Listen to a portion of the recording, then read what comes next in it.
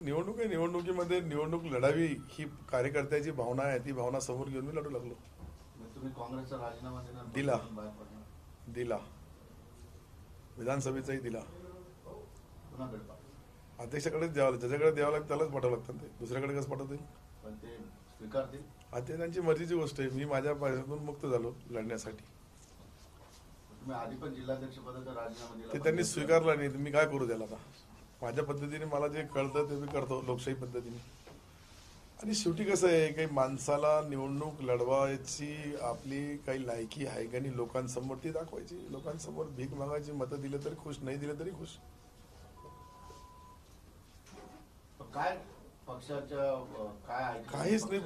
पक्षाने काय ऐकलं बी नाही. मी पक्षाला काही बोलत बी नाही. पक्षाला दोष कशाला देऊ मी? मला निवडणूक लढायची, मी निवडणूक लढणार. नशीब आजमायचं मला.